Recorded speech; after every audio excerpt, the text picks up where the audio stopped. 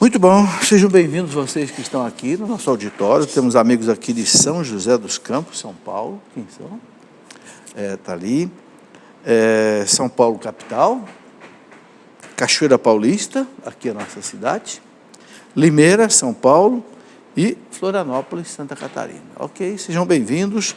Vamos caminhar juntos nesse nosso programa de hoje. Eu quero convidar aqui o nosso consagrado Chair para vir aqui mostrar o seu livro para nós. Como é que vai? Tudo bem? Bem? Este é um consagrado da Canção Nova que veio de Portugal. Exatamente. Já há quantos anos consagrado, Chair? 10 anos, graças a Deus. E vem aqui apresentar para nós esse livro, né? Refletindo em Deus, versos para rezar. Chair, explica para nós. Um livro que nasceu fruto das minhas vivências espirituais na comunidade Canção Nova, ao longo destes 10 anos. Mas posso dizer mesmo, antes de falar sobre o conteúdo, um livro de poesias. Sim. O tipo de literatura é poética que consiste nesse livro. Sim, mas o conteúdo é todo ele religioso. Todo religioso, todo fruto assim de minhas vivências com Cristo ao longo, porque, sabe, professor, apesar de nós sermos consagrados missionários, nós também temos os nossos desafios, sim, claro, os nossos sofrimentos, claro, as nossas lutas de santidade. E eu, nesses momentos, em Deus, eu escrevia poesias, explicitando como estava vivendo e como Deus ia intervindo na minha vida e me ajudando a sanar todas essas situações. Mas também nos momentos de alegria, vejo que há algo poético que eu tenho. Meu nome Chair quer dizer poeta, então algo Chair poético, quer dizer poeta. Exatamente. Então algo poético que me levou a escrever essas poesias e que a comunidade me perguntou se estaria disposto a publicá-las. Sim. E passando pelo conselho editorial verificamos que eram poesias que poderiam levar ao encontro com Deus a outras pessoas, poesias de evangelização. Eu quero lembrar que grandes santos da igreja escreveram muitas poesias. Santa Catarina de Sena, Santa Teresa d'Ávila, São João da Cruz. Então a gente fala em poesia, a pessoa pode pensar, aquelas coisas românticas. Não é não. Altas espiritualidades, né? A gente pega a liturgia das horas, todo dia, o primeiro hino que tem ali é uma poesia. Sim, tudo poético. Mas extremamente profundo. Né? Inclusive no Diário de Santa Faustina, a própria Exato. Santa Faustina fazia poesias. Exatamente.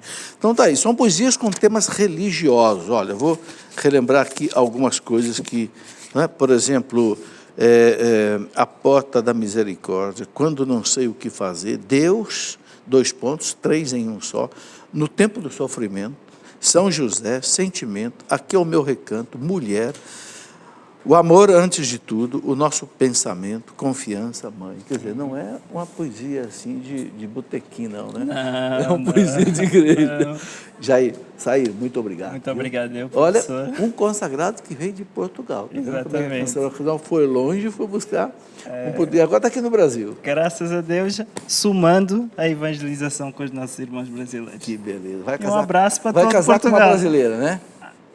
Não sei se Deus quer isso, mas... Isso é segredo, deixa o segredo para depois. Muito obrigado, Senhor. Obrigado, Deus te abençoe muito, viu?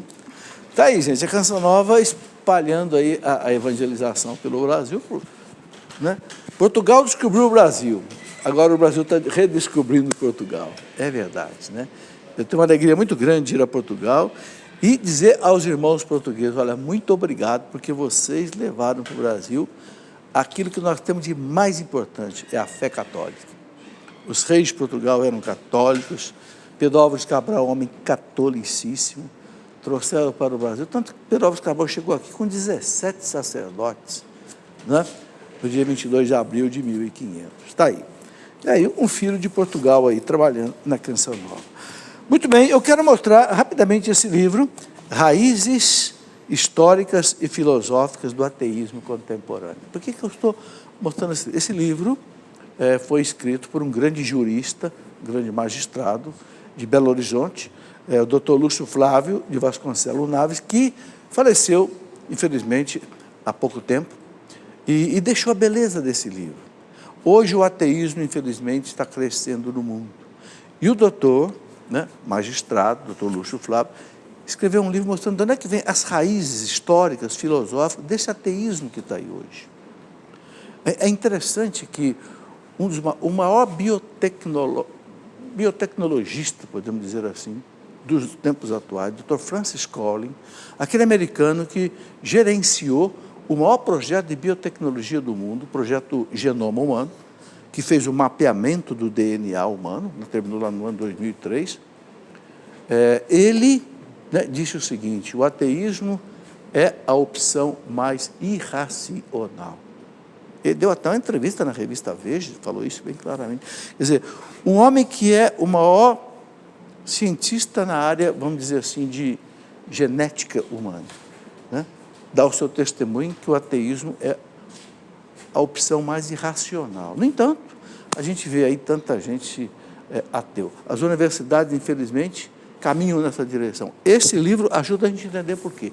Aqui ele faz uma análise pegando, né, os mentores do ateísmo, desde lá de Nietzsche, de, não sei, Schopenhauer, Marcuse, Companhia Limitada. Mas não é um livro de filosofia difícil, não. É um livro fácil. Fácil, não precisa ser filósofo, nem dá para entender. Entender de onde é que vem essa raiz hoje que cresce, infelizmente, no mundo. Muito bem, nós estamos estudando os mandamentos da igreja dentro da moral católica. Esse livro, A Moral Católica, os 10 Mandamentos, é o assunto que nós estamos tratando esse ano. Nós estamos tratando do 4º mandamento, né? E eu quero lembrar o seguinte: quando a gente fala de mandamento, a igreja faz um desdobramento muito grande em cada mandamento, de modo que o estudo dos 10 mandamentos acaba formando assim a síntese da moral católica, né? Então não é apenas recitar os 10 mandamentos e acabou, não, é um longo desdobramento. Por exemplo, o 4º mandamento que nós estamos estudando, começamos na aula passada, fala dos direitos dos pais, do direito dos filhos, dos direitos das autoridades, dos direitos dos cidadãos, tudo englobado nesse honrar pai e mãe, ok? Então tem muita coisa interessante. Bom, eu tenho mais um recadinho para dar aqui antes da gente começar. Olha, uma coisa que a Canção Nova está fazendo. Vocês sabem que a Canção Nova está passando, como todas as televisões do Brasil, do sistema analógico para o sistema digital, do sistema antigo para um sistema novo, né? E com isso, o que tem que acontecer? A Canção Nova tem que mudar muita coisa, tem que mudar essas câmeras todas que vocês estão vendo aqui, tem que mudar os sistemas todos de emitir o sinal para o satélite para a televisão, algo que fica caríssimo, custa milhões de reais. Então a Canção Nova pede a sua ajuda, porque isso tem prazo para acontecer. As televisões que não fizerem isso, correm o risco de sair do ar. Então é uma luta tremenda. A Canção Nova não tem propaganda, não tem comerciais, então pede a sua ajuda, ok? Você que recebe, por exemplo, a revista da Canção Nova, né? Tem lá o boleto bancário, ou se você pode se tornar sócio contribuinte da Canção Nova, ou pelo débito automático, que é a maneira mais fácil, porque o banco debita na sua conta e a Canção Nova recebe. Você não esquece, não te dá trabalho, não tem que ir a banco, não tem que ir à loja, casa lotérica, nem nada. É preciso só você dar autorização ao banco para debitar um valor mensal na sua conta e passar a conta da Canção Nova. Ok? As informações você pode ligar para a Canção Nova, telefone 12 31 86 2600, e as pessoas te dão as informações que você precisa. Ou então, você pode entrar aí também em tv.cançãonova.com/TV digital, ok? Você vai receber também as informações por aí. Vou repetir, tv.cançãonova.com/TV digital. Você vê como é que você pode ajudar essa campanha da Canção Nova de passar do sistema analógico para o sistema digital, ok? Muito bem. Então vamos aqui continuar com a nossa aula sobre o 4º mandamento. A semana passada, no programa passado, eu falei dos deveres dos filhos. Mas o 4º mandamento também fala dos deveres dos pais, né? Então está aqui, olha, o papel dos pais na educação é tão importante, diz a igreja, que é quase impossível substituí-los. Olha que coisa impressionante. É o catecismo da igreja falando. Eu quero lembrar que o catecismo da igreja, ele não é um documento novo, não. O que é o catecismo da igreja? O catecismo da igreja é uma síntese de todos os documentos da igreja, colocados aqui. Então, não é uma encíclica nova, não é uma carta apostólica nova, não é um moto próprio, não. É uma síntese de tudo. Ok? Então, por isso que é importantíssimo a gente se basear nele. E olha o que ele está dizendo. O papel dos pais é tão importante na educação de uma criança que é quase impossível substituir. Aí vocês imaginam, então, a situação triste de muitas crianças, ou que não tem o pai, ou pior ainda, que às vezes nem conhece o pai. Né? Então, é algo que a gente tem que pensar, tem que trabalhar, tem que... Por isso que o movimento de casais, os encontros de casais, são importantíssimos, a pastoral familiar. Né? E continua aqui dizendo, o direito e o dever de educação são primordiais e inalienáveis para os pais. Então, veja, a igreja fala em dever e direito. É um direito do pai educar o seu filho. O Estado não pode querer arrancar o filho dos pais e o Estado educar. Não. O Estado tem que auxiliar os pais. E é um dever. Então, é direito e é dever de educação primordiais e inalienáveis, que não pode abrir mão, não pode deixar de fazer, né, para os pais. Pode passar? Os pais devem considerar seus filhos como filhos de Deus. Olha aí, isso é uma coisa muito importante. O filho não é nosso. Não. O filho é de Deus. No fundo, quando a gente tem filhos, o que significa, assim, na mais profunda teologia, os filhos? O que significa? Significa que nós estamos dando a Deus futuros cidadãos do céu. Esse é o sentido profundo de gerar os filhos. Habitar o céu. Né? São Luís de Montfort, naquele livro dele, o Tratado da Verdadeira Devoção à Virgem Santíssima, São Luís de Montfort diz assim que muitos anjos abandonaram o céu. Por quê? Por causa daquele conflito que teve lá, não é? Os anjos bons, os anjos maus, São Miguel Arcanjo, aquele combate no céu, que o Apocalipse 12 fala. Então, muitos anjos que não quiseram viver com Deus, não quiseram ser obedientes a Deus, foram expulsos. Então, São Luís de Montfort diz assim, tem muito lugar vazio no céu, que Deus quer encher com o quê? Quer preencher com o quê? Com pessoas humanas, que amem a Deus. Então, a beleza de gerar filhos é preparar cidadãos para o céu. Esse é o sentido profundo. Aí está a alta dignidade de gerar os filhos, né?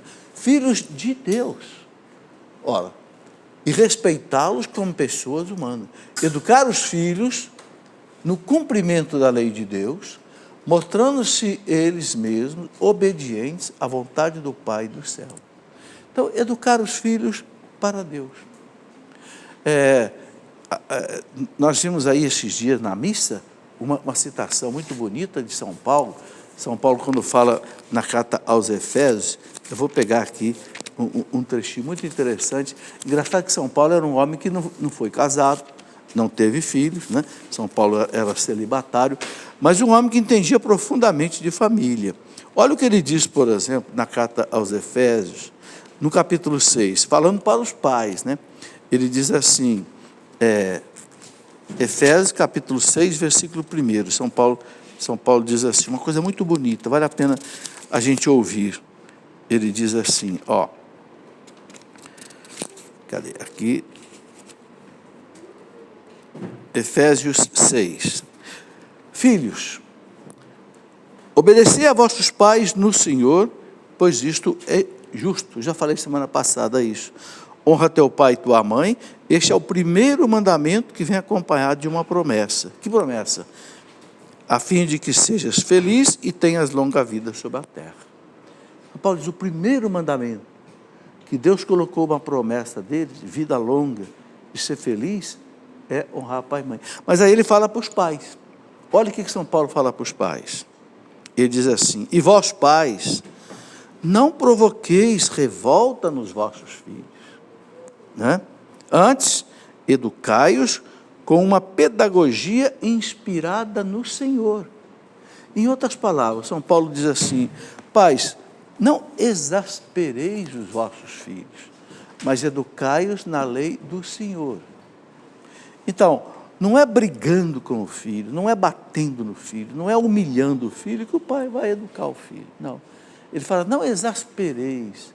Né? A expressão que ele usa aqui nessa tradução é vós pais, não provoqueis revolta. Não deixa teu filho revoltado, não. Tem pai que deixa o filho revoltado, bate, humilha, até machuca. Não humilheis os vossos filhos. Aí, ele diz, né, educai-os na lei do Senhor. Isso é muito importante. Muito bem, segundo a vontade do Pai do céu. Quer dizer, segundo a vontade do Pai do céu é segundo a doutrina de Deus. Né? Uma coisa que o catecismo da igreja diz é o seguinte, que os pais são os primeiros catequistas dos filhos. Sabe? Então, os pais têm que ter essa responsabilidade. Não pode o pai querer simplesmente, deixa que a igreja vai catequizar meu filho. Deixa que a escola vai catequizar meu filho. O que acontece? A igreja não tem gente suficiente, não tem catequista suficiente, não tem muitas vezes, né, meios para atender a todos. Então, a catequese tem que começar em casa. É em casa que o filho tem que aprender o sinal da cruz. É em casa que o filho tem que aprender a rezar o terço, rezar a Ave Maria, rezar o Pai Nosso, rezar o credo, aprender o que são os 12 artigos do credo, o que são os 10 mandamentos. Entende? É em casa. A igreja vai completar essa formação. Antigamente a escola completava. Hoje, cuidado. A escola hoje, muitas vezes, além de não completar, ainda destrói. Infelizmente, acontece muito disso. Vamos lá. Não estou falando das escolas católicas, evidentemente. Né? Aquele que ama o filho usará com frequência o chicote. Aquele que educa seu filho terá motivo de satisfação. Bom, isso aqui é o Eclesiástico 30, que fala de educação dos filhos. Evidentemente, essa linguagem aqui, usar o chicote, o Eclesiástico foi escrito 200 anos antes de Cristo, ou seja, há 2.200 anos atrás. Então, antigamente se usava o chicote mesmo. Mas o espírito desse versículo aqui é o seguinte: aquele que ama o seu filho, corrige o seu filho com frequência. Corrige. Dá castigo. Sim, castigo. Castigo não é mal. Minha mãe me colocou de castigo tantas vezes, mas nunca me humilhou, nunca me bateu, mas botava no quarto de castigo. 9 irmãos, né? 8 homens, um brigando com o outro, você vai para um quarto de castigo, você vai para o outro de castigo. E a gente ficava louco lá dentro. Por quê? Porque olhava pela janela do quarto, via os irmãos brincando no quintal, jogando futebol, bolinha de gude, pipa, não sei, e a gente fechado no quarto ali. Tinha dia que eu tinha vontade de dizer para ela assim: mãe, me dá uma surra e me solte. Ela disse: não, vai ficar aí pensando no que você fez de errado. É o bom castigo. Entende? Então, o Eclesiástico diz, né, no capítulo 30, né, aquele que ama seu filho, corrige-o com frequência. Corrige. Né? Os filhos, eles já nascem com a sua natureza decaída por causa do pecado original. Né? O filho nasce com criança pequena, você repara que ela já tem ciúme, já tem inveja, bate no outro, não é verdade? Então, o que é a educação? É ir corrigindo e criando bons hábitos. Papel fundamental dos pais. Né? Está aí. E aquilo que São Paulo disse, né? E vós pais, não deis a vossos filhos motivo de revolta contra vós, mas criais na disciplina e na correção do Senhor. Então, como é que os pais devem educar os filhos? São Paulo dá aqui a receita. Nada de humilhar o filho, nada de machucar, nada de ofender, né? Mas educar na disciplina e na correção do Senhor. Vamos lá. Os filhos, por sua vez, contribuem para o crescimento de seus pais em santidade. Olha que coisa interessante que diz o catecismo. Os filhos contribuem para a santificação dos pais. Por quê? Porque o pai, para poder educar, ele tem que ser exemplo. Porque a educação, ela é muito mais baseada nos exemplos do que nas palavras. Um pai que faz uma coisa e manda o filho fazer outra, não educa. né? Por exemplo, o pai que fala para o filho assim, ó, diz para fulano que eu não estou. Manda o filho mentir. Como é que ele vai ensinar para o filho depois que não pode mentir? Se ele está dizendo para o filho mentir. Então, quando um pai é sério, é maduro, e ele quer educar o filho pelo exemplo, ele se santifica. Por quê? Porque ele tem que ser maduro. Ele tem que ser controlado. Ele tem que ser, não é? Educado. Entende? Ele não pode dar mau exemplo. Então, a igreja ensina isso. Os filhos santificam os pais. Todos e cada um se darão generosamente, sem se cansar, o perdão mútuo. O perdão mútuo, exigido pelas ofensas, pelas rixas, pelas injustiças, pelos abandonos. Sugere-o a mútua afeição, exige-o a caridade de Cristo. Então, a igreja ensina que na família é preciso viver isso, né? Os pais e os filhos se perdoarem. Não é só o filho que tem que perdoar o pai, não. O pai também tem que perdoar o filho e vice-versa, né? Gente, muitas vezes os pais erram. E o pai tem que pedir perdão para o filho quando ele erra. Eu vou perder a autoridade dentro do filho. Não vai, não. Eu tenho 5 filhos já criados, eu passei por essa experiência de ter que pedir perdão a um filho. Porque um dia, no momento de exasperação, de nervosismo, né, eu o ofendi. Depois eu fui pedir perdão a ele. Né? E me fez muito bem. E fez muito bem a ele também.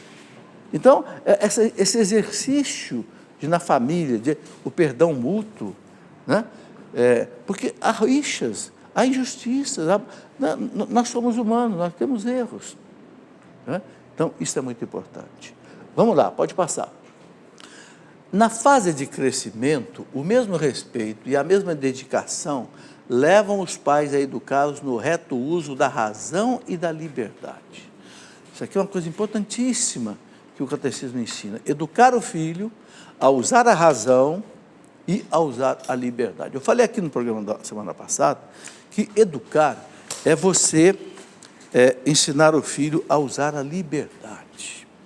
Eu quero repetir isso, porque eu falei no finalzinho do programa, não deu tempo de eu desdobrar bem. Sabe, Deus, o maior dom que Deus nos deu, mais do que a inteligência, a memória, a consciência, é a liberdade. Liberdade que Deus não deu para os animais. Não deu, nenhum animal tem liberdade. O cachorro é cachorro, a rosa é rosa, a árvore é árvore, ela não sai daquilo. O homem não. Nasceu um homem, uma mulher, uma criança, você não sabe o que vai ser. Por quê? Porque ele tem um negócio chamado livre-arbítrio. Ele vai decidir a vida dele. Se quer ser padre, se quer ser professor, se quer ser pedreiro, se quer ser bandido, se quer ser santo. Não tem tudo isso na história da humanidade. E todo mundo nasce igual. A liberdade, e que nem Deus toca. Santa Catarina de Sena, doutora da igreja, diz que nem Deus nem um demônio toca na liberdade do homem. Deus não deixa. Por quê? Porque é a liberdade que faz a gente imagem e semelhança de Deus. Claro, também com a inteligência, a consciência, a memória, mas a liberdade, sobretudo, é o toque especial. Por que Deus deixa o homem fazer as coisas erradas? Porque se ele ficar impedindo, o homem vira um robô, vira um marionete. Então, ele perde a beleza de ser imagem e semelhança de Deus.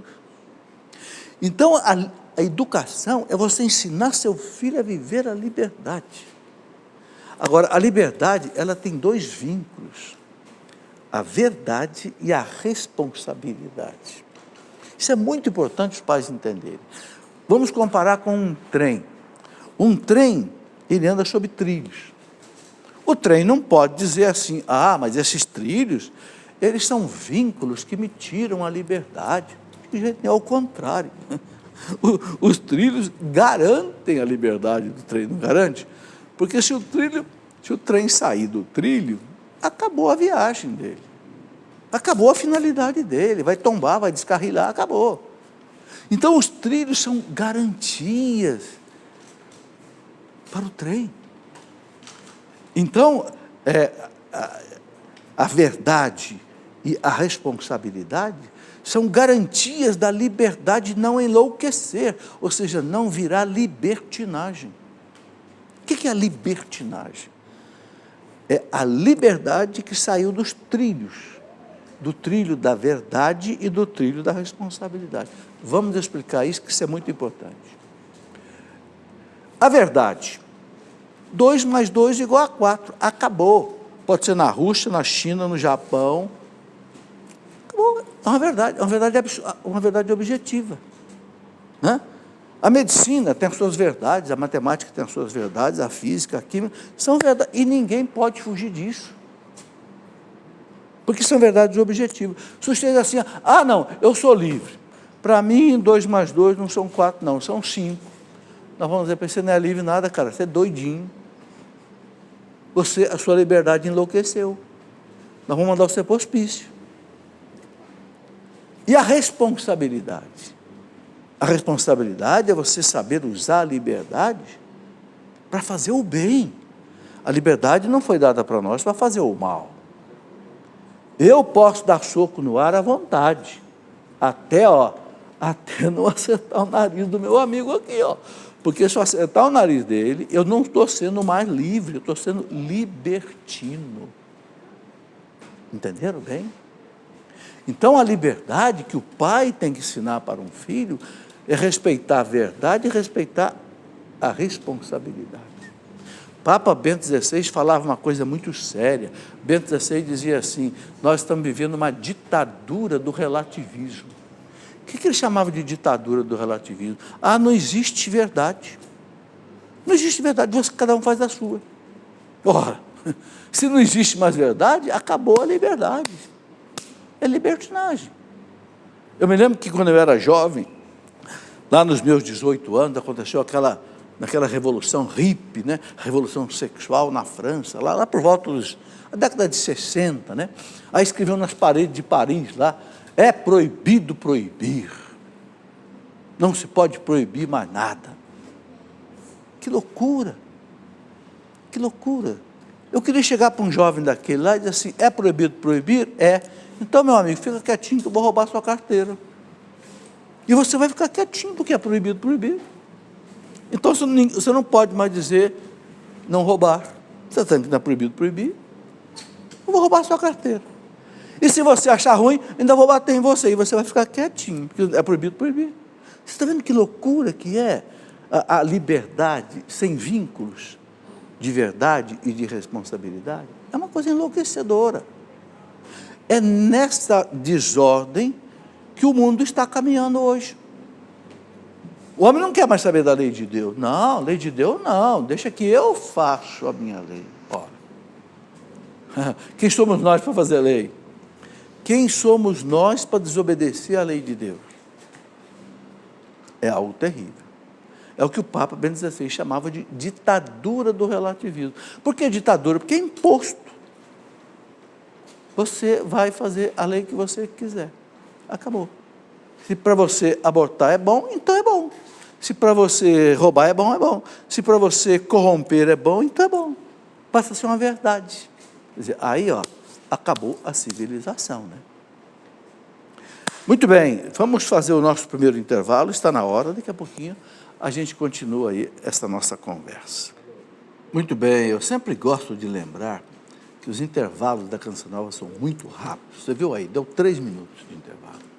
Por que só isso? Porque não tem propaganda, não tem comercial. Então, quem é que mantém uma televisão no ar 24 horas? É um gasto de mais de 20 milhões de reais para manter um sistema mínimo, viu? Aqui não tem profissionais altamente remunerados como nas televisões comuns, não. A maior parte aqui é tudo voluntário. Assim mesmo, você tem satélite, tem 1000 retransmissoras, então é uma despesa violenta. E agora ainda com o problema que eu disse da mudança para o sistema digital, mais ainda.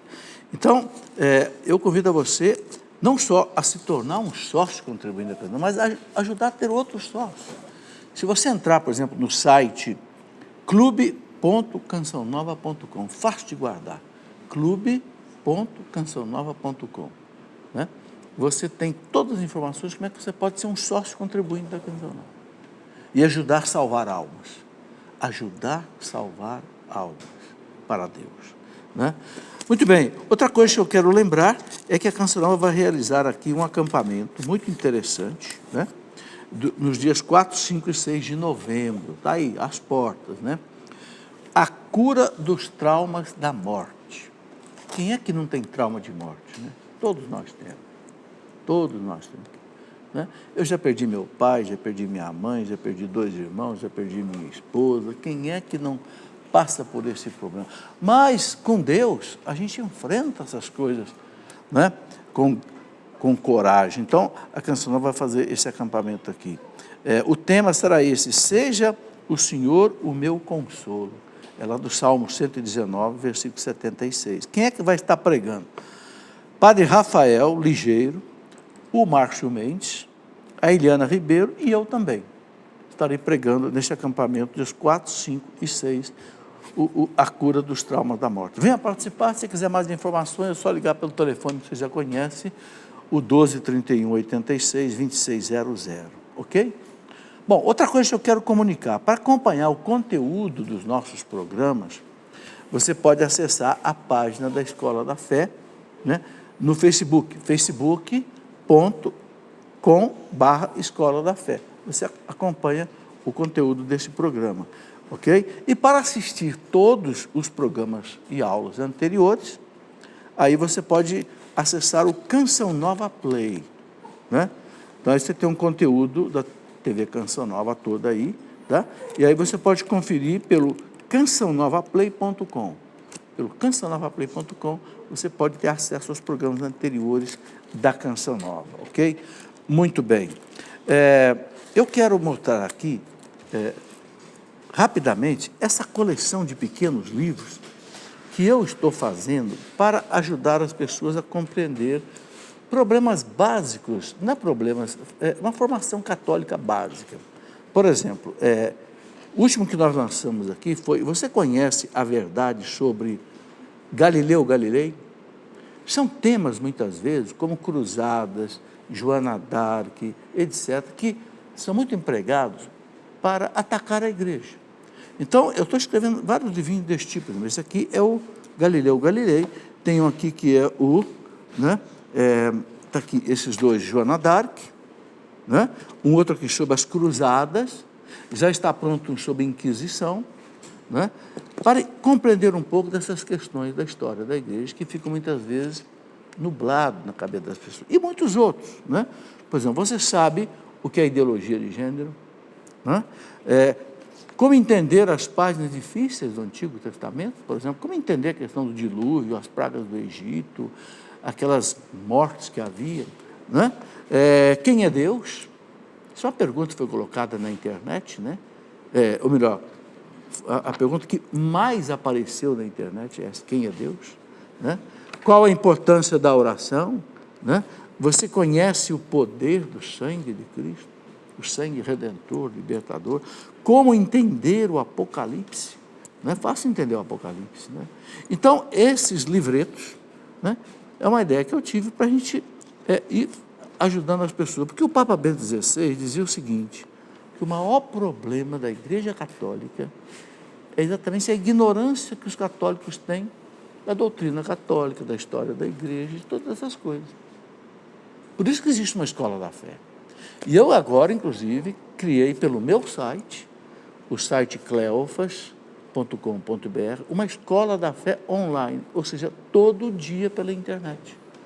Porque as pessoas me escreviam: professor, a Escola da Fé uma vez por semana só na Canção Nova é muito pouco. Só que a grade de programação da Canção Nova é muito extensa. Não dá para você ficar repetindo o mesmo programa ali várias vezes por semana. Então, eu criei no meu site uma Escola da Fé online. É um curso de teologia à distância. Então, se você entrar no site Cleofas, tem uma janelinha lá, Escola da Fé Online, clica lá, você vai ter todas as informações, você pode mandar suas perguntas, eu respondo.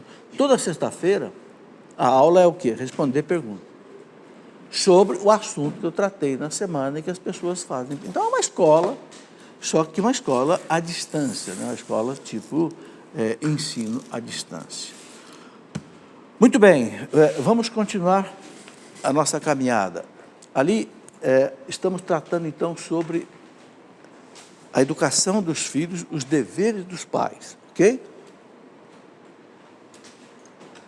Uma coisa que eu quero chamar a atenção é o seguinte: todo o capítulo 30 do Eclesiástico, ele fala da educação dos filhos. Ele fala, por exemplo, o seguinte, né? Pais, não dê ao jovem toda a liberdade, né? Mas é preciso dar liberdade, mas uma liberdade controlada. Aquilo que eu falei, ensinar a usar a liberdade. Agora, eu queria dizer uma coisa que é o seguinte. Nesses mais de 40 anos que eu trabalho na igreja, trabalho com jovens, trabalho com casais, e na educação dos meus 5 filhos, a coisa que eu mais aprendi nisso tudo foi o seguinte: você só consegue dar ao seu filho a educação que você quer dar a ele. Aquela coisa que nós já falamos ali, né? Educar na doutrina do Senhor, né? E também educar na civilidade. Você só consegue se você conquista o teu filho. Como assim? Eu vou explicar. Quando meus filhos eram adolescentes, eu já contei isso aqui, numa outra aula, não sei quando, mas eu vou contar de novo, porque tenho certeza que muita gente não ouviu. Há uns 30 anos atrás, quando meus filhos eram pequenos, adolescentes ainda, um dia eu estava andando aqui na cidade de São José dos Campos, de carro, e passou por mim um carro, e atrás, uma Kombi, e atrás tinha uma faixa escrita assim: conquista o teu filho antes que o traficante o faça. Aquela frase colou na minha mente. O quê? Conquista o teu filho antes que o traficante o faça? Aí eu fiquei pensando, quer dizer que se eu não conquistar meu filho, o traficante conquista. E o que é conquistar o filho? Eu fiquei pensando, né? E eu pensei em tanto isso, eu estudei tanto, que eu acabei até escrevendo um livro, acabei escrevendo Educar pela Conquista e pela Fé. Ou seja, para você educar seu filho na fé, primeiro você tem que conquistar teu filho. O que é essa conquista? Eu fui entendendo. No começo eu pensava assim, bom, será que conquistar o filho eu vou ter que dar para ele a camisa da marca, o tênis da marca, a bicicleta da hora que ele quer, tal? Eu digo, mas não pode ser assim, porque se for assim, o pobre não pode conquistar o filho, não é? Porque fica caro, né? Você dá as coisas. Aí eu comecei a entender que a gente conquista o filho não é com aquilo que a gente dá para o filho, mas é aquilo que a gente é para o filho. É uma diferença muito grande entre aquilo que você dá para o seu filho e aquilo que você é para o seu filho. Você tem tempo para ele, você gasta seu tempo com ele, você o respeita, você ama os amigos dele, porque ele ama os amigos dele. Você não espanta ele da sua casa, não, vai fazer bagunça lá na casa dos seus amigos, não. Então eu comecei a entender uma série de coisas importantes para educar os filhos. Não quer dizer que você vai deixar o filho fazer tudo que ele quer, não, não é isso não. Você vai continuar com a disciplina, aquele negócio que já o Eclesiastes já falou ali, quem ama corrige com frequência. Só que tem uma coisa, você vai corrigir com jeito. Você não vai chamar a atenção do teu filho na frente de alguém, na frente de um irmão, na frente de um vizinho, na frente da namorada. Por quê? Porque ele vai ficar humilhado e vai ficar com raiva de você. E aí você não vai conseguir educar teu filho direito. A gente erra muito nisso. Então, quando você for, por exemplo, chamar a atenção do teu filho, não chama na frente de ninguém. Não chama na frente dos irmãos.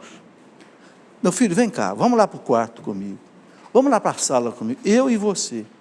E aí você chama a atenção dele. Por que você fez isso? Está errado.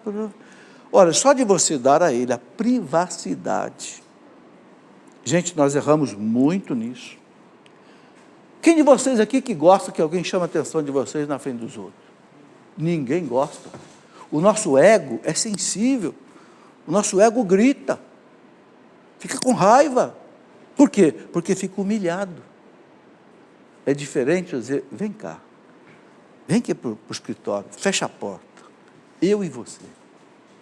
Gente, nisso, olha o carinho que a igreja tem com a gente. Vocês todos sabem o seguinte: se um padre que ouviu a nossa confissão, se ele contar o seu pecado para alguém, o que acontece com esse padre? Ele sofre a pena mais pesada que a igreja tem para aplicar. A pena canônica mais pesada. Não é simplesmente deixar de exercer o ministério, não. Ele é expulso da igreja. Ou seja, ele é excomungado. Se o padre ouviu um pecado seu, e ele contar para alguém, ele é expulso da igreja. Ele é excomungado. Olha o respeito que a igreja tem com a gente quando a gente vai confessar. Olha a privacidade que a igreja me dá. E será que eu dou essa privacidade para os outros? Para o meu marido, para a minha esposa, para o meu filho, para o meu empregado? Não. A gente fica nervoso e chora o rei no sujeito, está à frente de todo mundo. Não é assim? É, infelizmente é. E você faz isso com o filho, o que acontece? O filho fica com raiva de você. E aí depois você vai dar um conselho para ele. Vai ser difícil ele escutar. Você vai querer levar ele para a missa, vai querer fazer ele rezar com você. Ah, mas esse pai é bruto comigo, me humilha. Você entendeu? Então conquista o teu filho. Como é que você conquista? Gasta tempo com ele. O filho ama os amigos, então você seja amigo dos amigos dos seus filhos. Ah, mas ele tem amigo que não presta. Ótimo. Traga o amigo para perto de você, você vai mostrar para o teu filho: meu filho, esse amigo aqui não serve para você. Por causa disso. Mas não espanta, não. Não manda teu filho para longe, não. Traz ele para perto de você. Entendeu? É muito importante isso. Olha, eu me lembro, eu tenho uma história na minha vida que eu me lembro que eu nunca consegui esquecer. Eu tinha um filho já crescido, lá para os 17 anos, foi estudar fora, foi estudar lá na Universidade Federal de Itajubá, fazer engenharia. No primeiro ano, houve uma greve tremenda de 4 meses. Um dia ele ligou para mim, uma sexta-feira, e disse: pai, eu vou ter uma prova segunda-feira de física, e se eu não tirar 9, não sei quanto, eu vou para exame, e se eu for para exame eu vou bombar. Vou repetir, porque é muita matéria no exame, eu tenho que tirar 9 nessa prova aqui, a última prova do bimestre, senão... Eu falei: mas peraí, o que você quer que eu faça? Você quer que eu vá aí pedir nota para os seus professores? Porque eu fui professor lá na Universidade Federal de Itajubá durante uns 10 anos. Ele disse: não, pai, eu estava brincando, não, pai, eu quero ir para casa. Eu queria que o senhor estudasse comigo o final de semana inteiro, porque o senhor é professor de física. Eu falei: isso eu posso fazer. E aí você está com sorte, porque nesse fim de semana eu não tenho nada, não tenho encontro, não tenho nada para pregar. Resultado, eu fiquei com ele o sábado inteiro e o domingo inteiro estudando física. Peguei todos os livros, todos os cadernos, Sears, Zemansky, Halliday, Resnick, Méria, não sei o quê. Destrinchamos, me lembro da matéria direitinho, dinâmica da rotação, é uma coisa meio complicada, momento de inércia, etc. Tal. Bom, quando foi na segunda-feira, ele foi fazer prova, e depois ele me ligou de noite, feliz da vida, que tirou 9 pontos tanto que ele precisava. Ainda brinquei com ele: ó, essa nota é minha também, viu? Mas o que eu quero dizer com isso? Eu quero dizer com isso o seguinte: eu não gastei R$1 com aquele menino no final de semana, mas eu gastei 12 horas. Estão entendendo? 12 horas.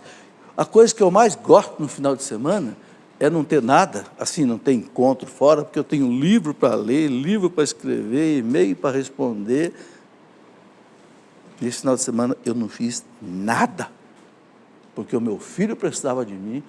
Eu podia ajudar, porque eu era professor de física, e eu gastei meu final de semana inteiro com ele, mas ele tirou 9 pontos, não sei quanto que ele precisava. Vocês entenderam? Desculpa dar um exemplo desse meu, né? Parece aqui que eu estou me vangloriando. Não, Eu aprendi isso com a Bíblia. Eu pensei, esse aqui o traficante não leva. Entre eu e ele vai escolher a mim. Porque eu duvido o traficante fazer por ele o que eu estou fazendo.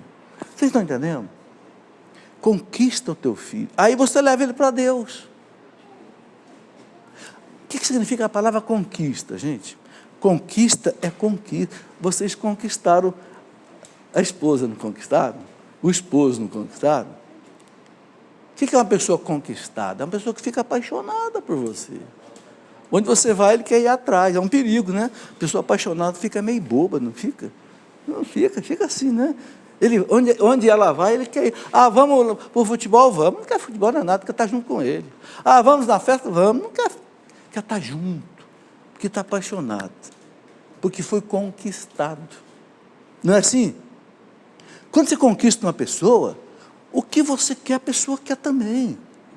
Então, quando você conquista teu filho, você fala assim, meu filho, agora vamos rezar, vamos, pai. Agora vamos jogar bola, vamos, pai. Agora vamos lavar o carro, vamos, pai. Agora vamos para a missa, vamos, pai. É assim. É assim. Porque a pessoa apaixonada, ela faz o que você quer. Por isso que eu coloquei nesse livro, né?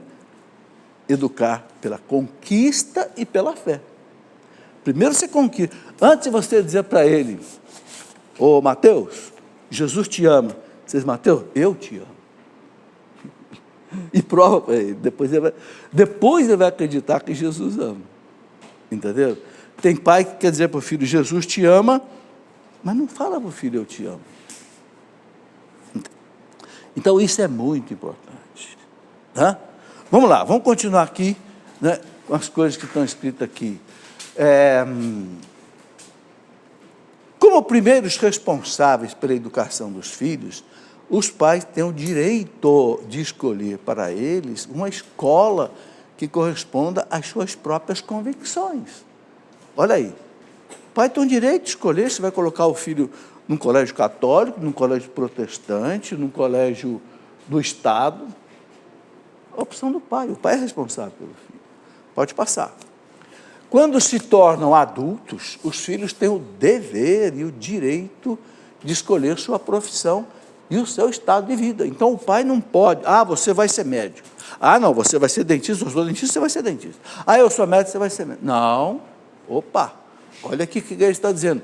Quando se tornam adultos, os filhos têm o dever e o direito de escolher. Primeiro é um dever, e depois um direito. Quando eles se tornam adultos, ou seja, já têm capacidade para decidir, está terminando aí um colegial, etc. Decide.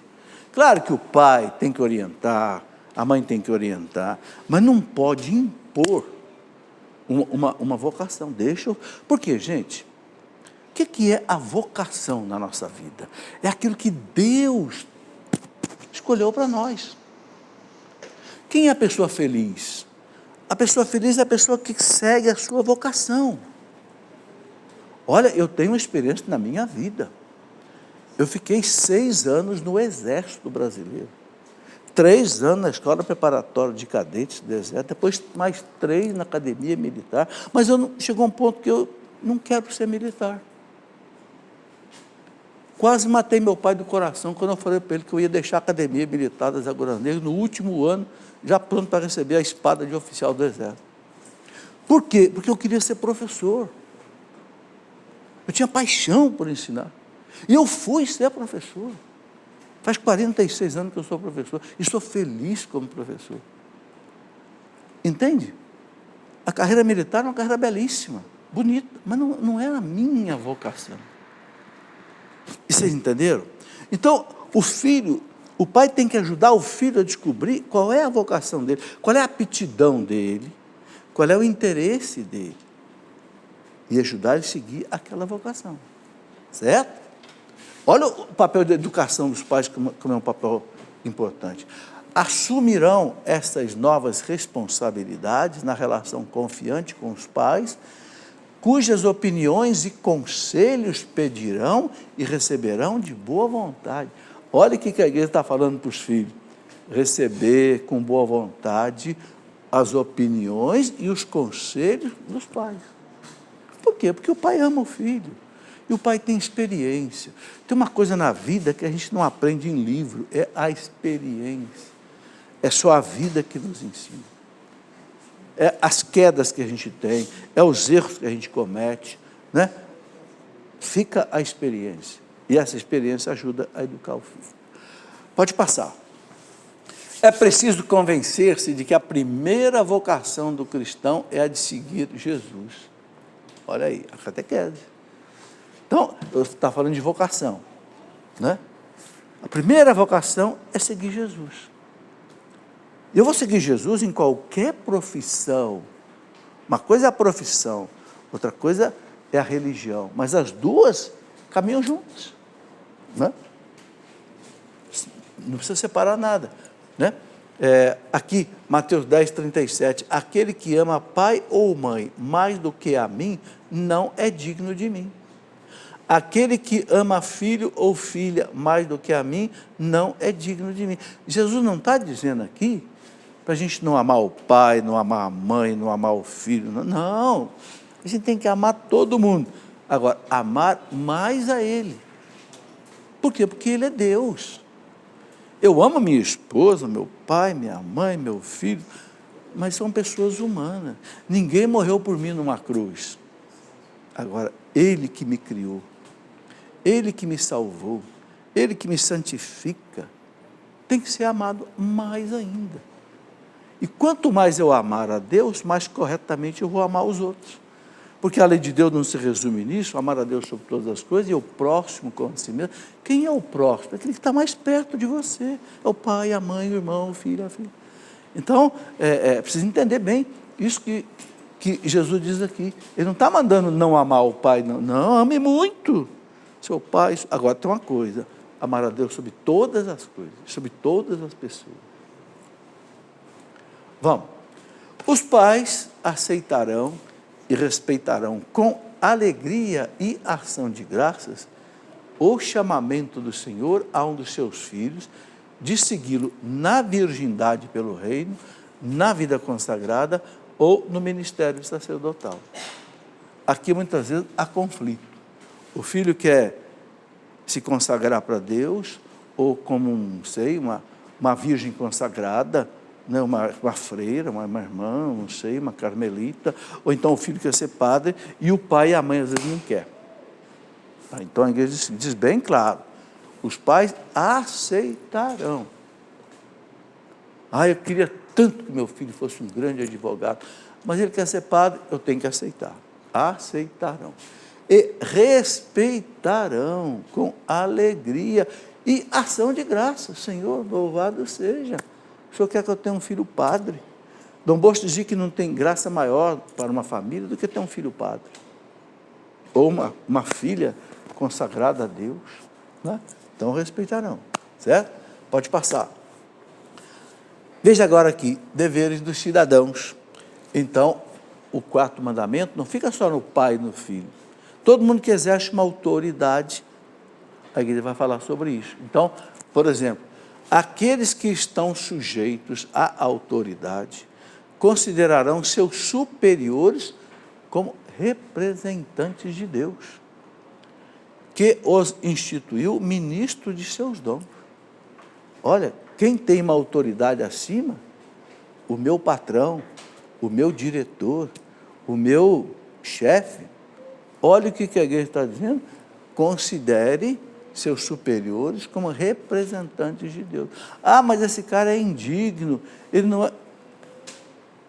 Jesus respeitou a autoridade de Pilatos, que o condenou à morte. Falou para Pilatos, Pilatos, você tem autoridade sobre mim, que sou Deus, porque te foi dado do alto.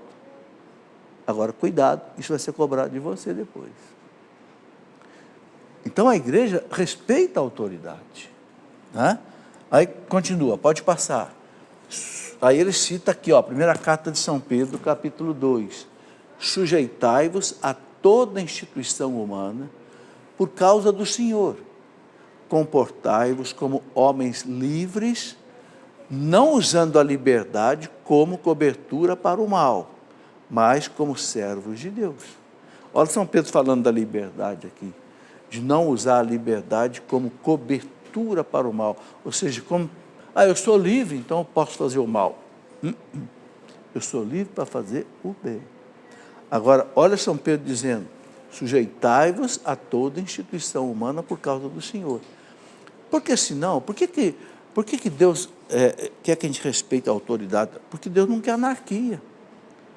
A ausência de autoridade, a ausência de instituições é anarquia. Né? Toda instituição, toda a sociedade tem que ter hierarquia, tem que ter ordem, senão vira maior confusão. Certo? Continua. A leal colaboração dos cidadãos inclui o direito e, às vezes, o dever de apresentar suas justas reclamações contra o que lhes parece prejudicial à dignidade das pessoas e ao bem da comunidade. Então, está aqui. Se a autoridade não se comporta bem, se a autoridade não exerce o cargo com dignidade, então a igreja está dizendo, a leal colaboração dos cidadãos inclui o direito e, às vezes, o dever, não é só direito, não, tem o dever de apresentar suas justas reclamações contra o que lhes parece prejudicial à dignidade das pessoas e ao bem da comunidade. Então, a igreja entende, tem que respeitar a autoridade, tem, mas se a autoridade não age com dignidade, o povo tem direito de reclamar. Porque uma coisa muito clara, por exemplo, sobretudo na democracia, não é o Estado, não é o governo, não é a autoridade que vai dizer tudo que o povo tem que fazer. Não, é o povo que diz para o Estado o que o Estado tem que fazer. Por quê? Porque todo poder emana do povo e em seu nome é exercido. Muitas vezes a coisa se inverte. Ao invés do povo controlar o Estado controla o povo. Aí nós caímos no quê? Nós caímos na ditadura, no totalitarismo.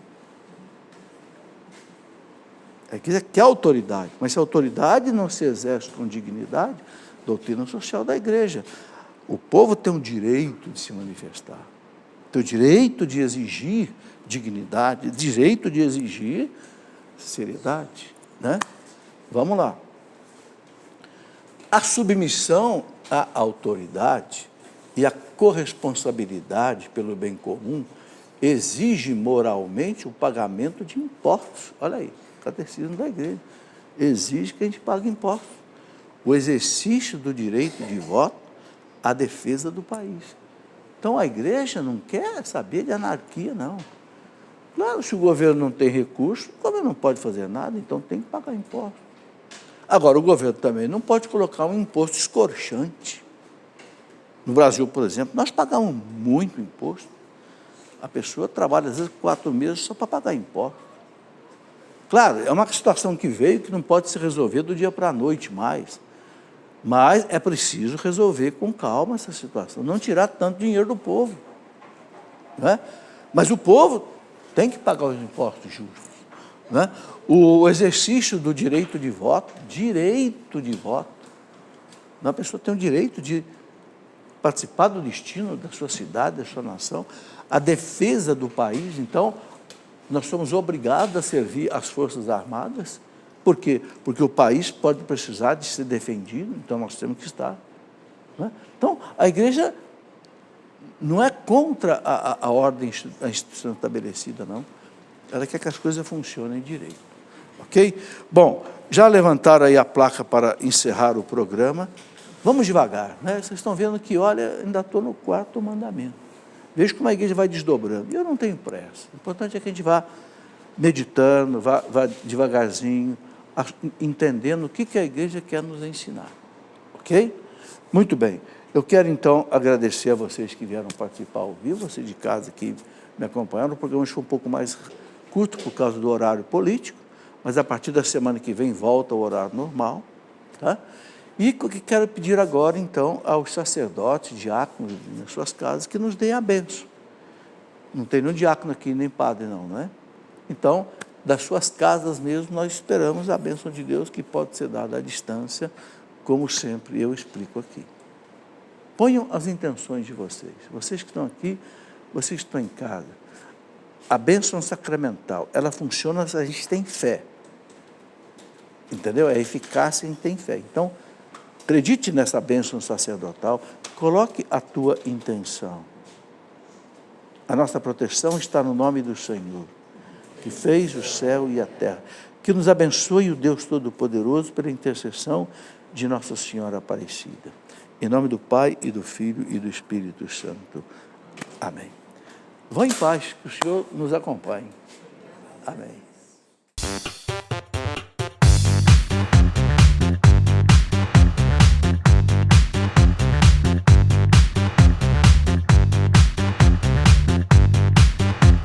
CançãoNovaPlay.com. Assine já!